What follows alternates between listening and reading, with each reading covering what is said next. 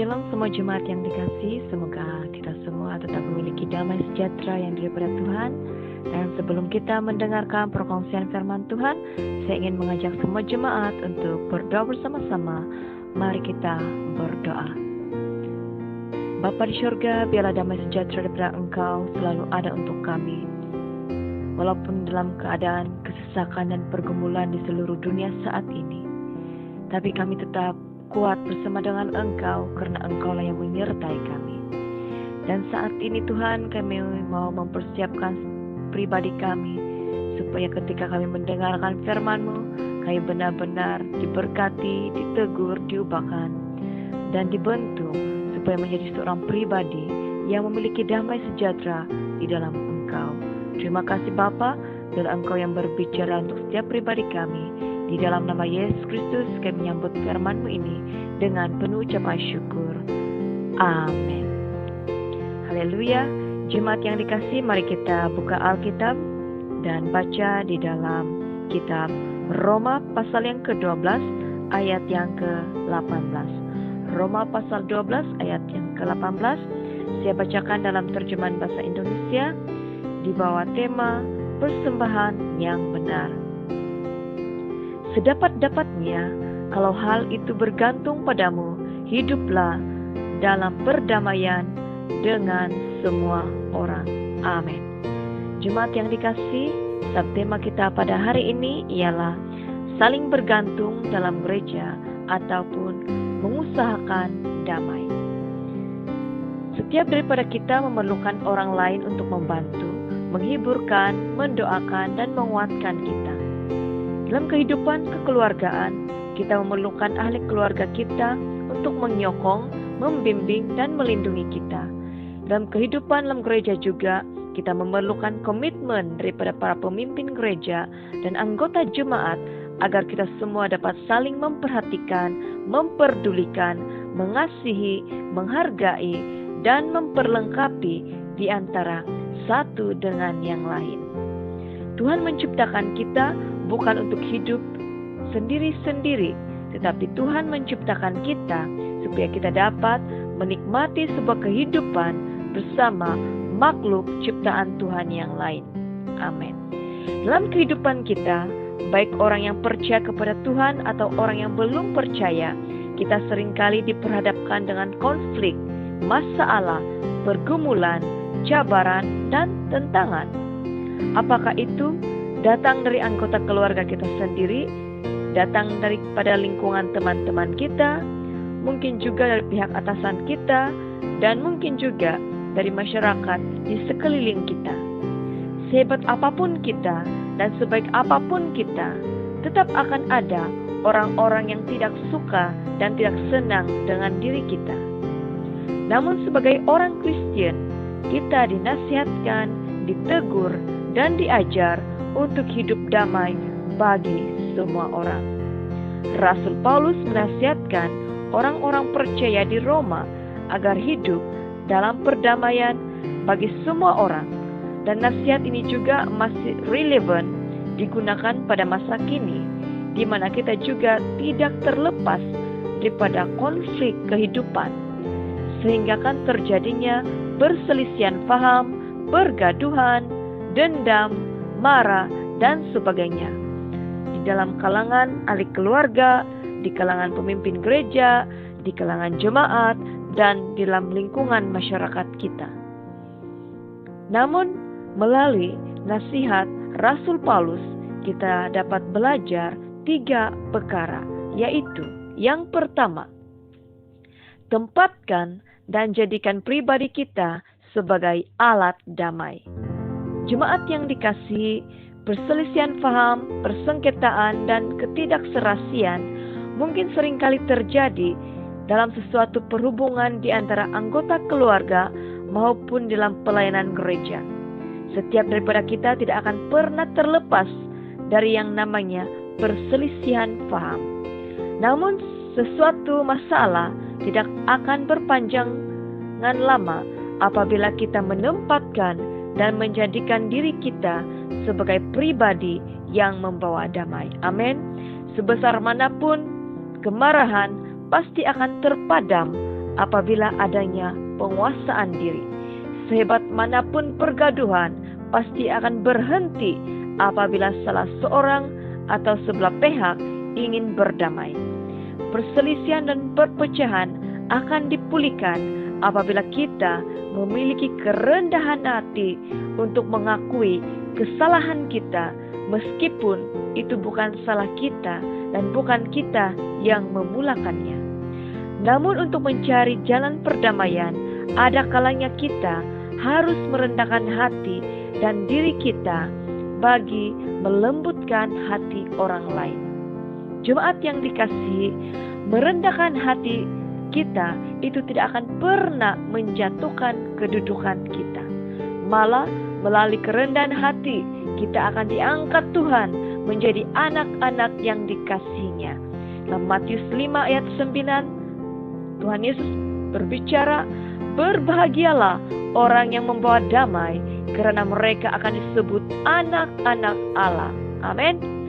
Namun, jika kita tetap bersikap ego, sombong, tidak mau mengalah, dan tidak mau berdamai, maka perselisihan paham, pergaduhan, persengketaan, dan konflik akan terus berlanjutan dari hari ke hari, dari bulan ke bulan, dari tahun ke tahun, bahkan mungkin sampai ke hari kematian akan terjadinya yang namanya tidak ada maaf bagimu. Jemaat yang dikasihi, jika hal ini terjadi, itu akan merosakkan dan mencemarkan tahap kerohanian kita di hadapan Tuhan. Ingat baik-baik, jangan karena orang lain kita berbuat dosa, dan jangan karena orang lain kita kehilangan berkat kehidupan hanya disebabkan tidak ada perdamaian. Yang kedua, hidup dalam perdamaian. Setiap daripada kita harus mengusahakan dan mengerjakan perdamaian dalam kehidupan kita.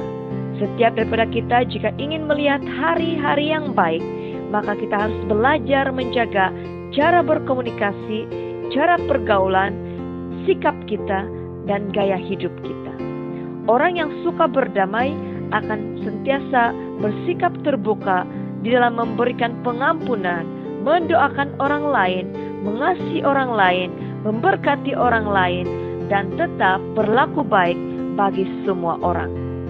Orang yang mengusahakan damai akan coba menyelesaikan sesuatu perkara dengan mencari puncak akar masalah, mencari solusi untuk menyelesaikan masalah, berdepan muka dengan muka bersama dengan orang yang terlibat, dan berusaha menamatkan masalah dengan sebaik mungkin tanpa ada yang tersakiti, tersisih, dan dibiarkan. Orang yang suka akan kedamaian tidak akan pernah duduk diam sebelum menyelesaikan sesuatu hal. Orang yang suka akan kedamaian juga tidak akan pernah mengungkit hal-hal yang sudah berlalu. Orang yang suka akan kedamaian akan menasihati, membimbing, menegur, mendidik, dan melayani sesama manusia dengan kasih. Berbahagialah orang yang apabila dinasihati ingin berubah dan memulakan hidup baru. Karena ada orang yang apabila dinasihati malah bersikap marah, tersinggung, dan menjauhkan diri karena tidak suka ditegur. Ada juga orang di mana kita berusaha untuk berdamai dengannya, namun tidak diperdulikan, tidak dihiraukan, dan tidak dihargai. Namun sekurang-kurangnya kita sudah berusaha untuk berdamai dengan orang itu.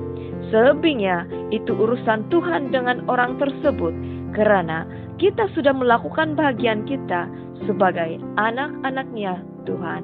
Amin. Yang ketiga, damai dengan semua orang.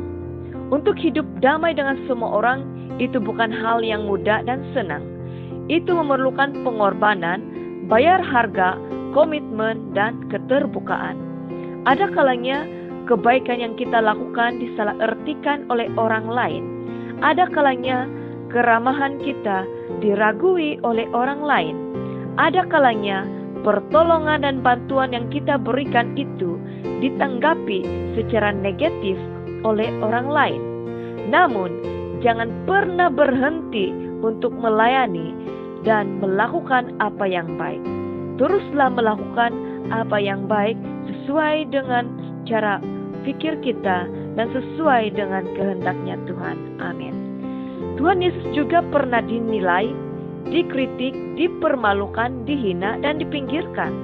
Tetapi Tuhan Yesus tetap ingin menjadi jalan damai bagi semua orang, bahkan termasuk musuh-musuhnya sekalipun.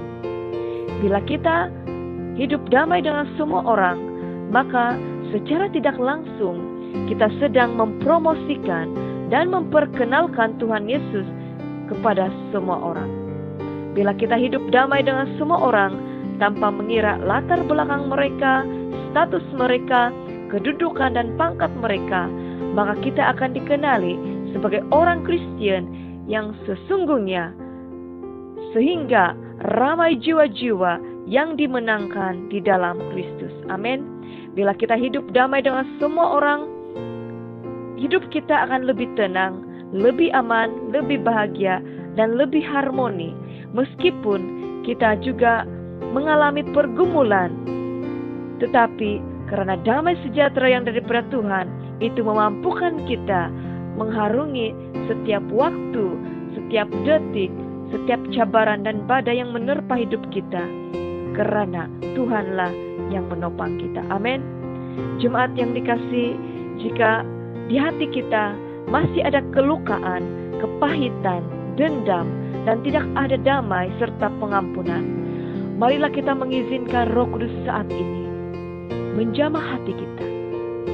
Jika kita tidak dapat melepaskan pengampunan untuk ibu bapa kita yang mungkin telah melukai hati kita, mungkin kita tidak dapat selama ini melepaskan berkat untuk orang-orang yang sudah menghina kita, memperlakukan kita dengan tidak adil.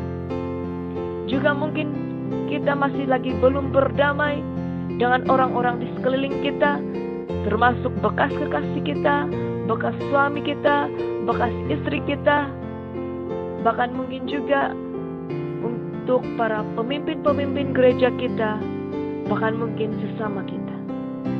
Marilah kita datang di hadapan Tuhan saat ini. Mintalah Tuhan mengambil setiap akar-akar kepahitan yang dalam hati kita, supaya kita benar-benar hidup dalam perdamaian bagi semua orang, tanpa ada kesakitan, tanpa ada kelukaan, tanpa ada penderitaan batin maupun dalam kerohanian kita. Usahakanlah damai untuk semua orang selagi ada kesempatan yang Tuhan berikan. Marilah kita saling memperhatikan, melepaskan pengampunan, melepaskan berkat, saling memperdulikan, saling menopang di antara satu sama lain, supaya kita dapat saling bekerja sama, saling bergantung di antara satu dengan lain, sehingga kesatuan tubuh Kristus tetap terpelihara. Mari kita berdoa. Bapa di surga, terima kasih ya Tuhan, karena kami mengaku kami manusia lemah. Mungkin kami belum sempurna di dalam memiliki damai sejahtera, sehingga kesakitan, penderitaan, kelukaan itu tetap ada dalam hati kami. Sebab itu Bapa, kami mau datang di hadapan-Mu saat ini. Engkau yang melihat hati kami, Engkau yang melihat kepribadian kami jauh lebih dalam melalui apa yang kami alami. Berikanlah kami hati yang benar dan perdamaian yang daripada Engkau, supaya kami memiliki masa depan yang cerah bersama dengan Engkau.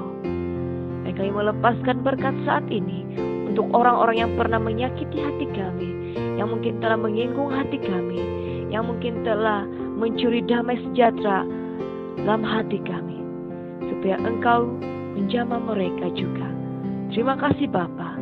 Berikanlah kami damai sejahtera yang surgawi, supaya kami hidup dalam kemenangan, kami hidup di dalam sukacita, kami hidup sebagai orang-orang yang telah dipulihkan. Terima kasih ya Tuhan. Di dalam nama Yesus Kristus kami ucap syukur dan menyambut berkat-Mu dengan penuh kelimpahan. Dalam nama Yesus kami berdoa. Amin. Salam kasih daripada saya, Gembala Solianifo. Tuhan menyertai dan memberkati kita semua. Amin.